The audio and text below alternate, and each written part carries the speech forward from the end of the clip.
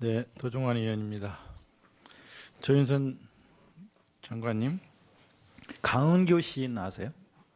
강은교 시. 직접은 알지 못하지만 시 읽어보셨죠? 네, 참 좋은 시를 쓴 예, 맞습니다. 아름다운 시인이십니다. 네. 이분 블랙리스트에 들어있어요.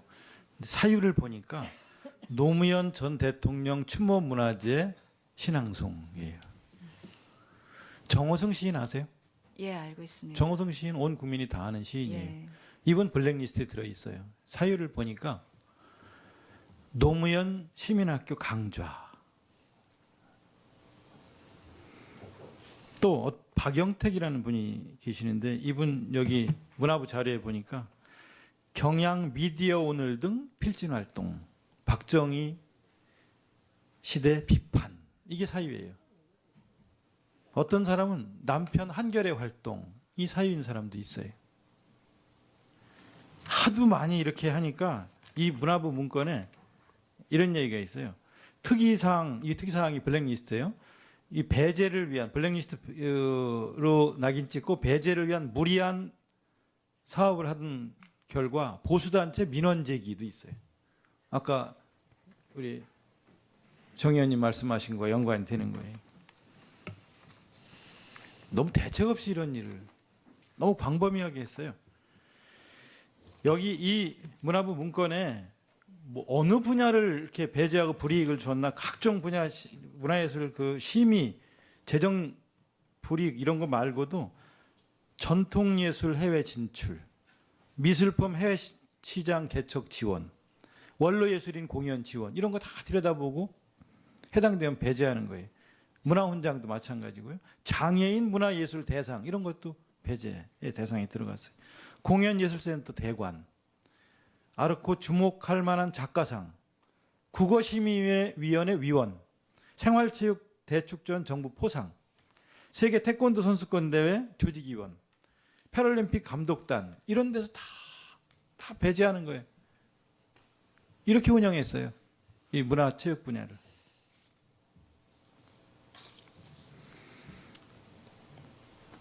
아까 제가 보여드린 정무 리스트 기억나시죠?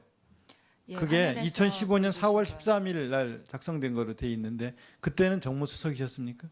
예, 정무수석이었습니다. 공무원연금으로 한참 제가 2015년 5월 했었습니다. 며칠까지 정무수석으로 근무하셨어요? 사표는 5월 3일 날 냈는데 10 중순까지네요. 예, 그때 수리됐습니다. 자, 이제 묻겠습니다. 블랙리스트는 실제로 존재했죠? 예, 지금 그 뭐 수사 결과도 밝혀지고 있고 존재했죠? 의원님 말씀하신 대로 있었습니다. 보시니까 이 블랙리스트 실태를 보시니까 어떤 생각이 드십니까? 좀 지금 너무했죠? 그 의원님께서 말씀해 주신 것들이 모두 다 이렇게 지원을 배제하는데 작동이 된 그런 사유들이라고 한다면 그것들이 한다면이 아니라 여기 문화부 공문이에요. 예, 제가 그 내용은 사실은 잘 알지는 못합니다. 근데 곧 이 일의 전모가 저는 이제 확인이 될 것이라고 알고 있고 그 이전에라도 거듭 아까 제가 사전에 말씀드린 거 네. 다시 한번 번복합니다. 치밀하고 아주 세심하게 세밀하게 관리가 되었어요. 아까 말씀드린 대로 특정 단체에 대한 사전 검열이라고 의심할까 봐서, 또 불이익을 준다고 의심할까 봐서 실천문학이나 문학동네 같은 그런 잡지들은 슬쩍 또 양해란 이름으로 지원을 해요. 그거를 이제 또 문화부 직원들이 갖다 주고 지난번 국정감사 때 리스트에 들어있지만 이렇게 지원받은 사례가 많습니다 막 이렇게 해서 또 호들갑을 떨었던 거예요. 그걸로 감춰지는 게 아니에요. 김상욱 과장, 김상욱 국장, 이정호 과장, 오진숙 사무관 이런 사람들은 누구 지시로 블랙리스트 관련된 일을 했습니까? 지시한 사람이 누굽니까? 의원님, 저는 그 사실에 대해서는 알지 못합니다. 특검에서 모두 다 조사를 했을 것으로 알고 있습니다. 그러니까 일한 사람, 집행한 사람이 있는데 지시 내린 사람은 없어요. 아마 근데 그 특검에서 칼끝이- 지금 조사를 하고 있을 네, 그 것으로 알고 칼끝이 있습니다. 마지막으로 이제 오늘 김종덕 장관 구속영장 청구까지 그 단계까지 갔는데 마지막 칼끝이 조윤선 증인과 김기춘 실장을 향해 있다는 것도 알고 계시죠? 예, 소환을 곧 할 것이라고 저는 알고 있습니다. 송승훈 차관은 문화부 내 건전 콘텐츠 TF팀을 운영을 하면서 정기적으로 계속 보고를 했는데 누구한테 보고했습니까? 그 제가 듣기로는 의원님 아까도 그 말씀드렸지만 그 이 언론 보도는 조금 보고를 사실관계하고 하는 사람이 부합하지 있는데 보고를 받은 않는다고. 사람은 누굽니까? 보고를 받은 사람은 누구예요? 제가 그걸 장관께 직접 보고를 드렸는지 그 부분은 아직 확인하지 못했습니다. 지난번 김정덕 장관도 장관을 거치지 않고 자꾸 보고를 하니까 청와대에서 장관 거치고 보고해 이렇게 국장 과장들한테 지시해서 장관 보고 피를 찍어가지고 보고한 거가 지금 특검에 가 있는 거예요. 주현선 장관은 보고받은 적이 없다고 그러셨죠? 예, 그렇습니다. 나중에 특검에서 각종 증거 앞에서 지금처럼 이렇게 부인하지는 못하실 텐데요. 이 많은 불이익을 받은 사람들 이거 어떻게 하실 거예요? 어떻게 보상하실 거예요? 이 많은 사람들? 그 아까도 그 지적해 주셔서 제가 이제 부처에 돌아가서도 한번 어떤 방법이 있을 수 있는지 좀 해보도록 하겠습니다. 그리고 뭐 저는 블랙리스트가 있다 하더라도 저는 본 적이 없습니다라는 식으로 끝까지 가시지 말고 정무수석실에서 이거를 몰랐다는 것, 정무 리스트가 있는데도 몰랐다는 것을 국민들은 믿지 않을 거니까요.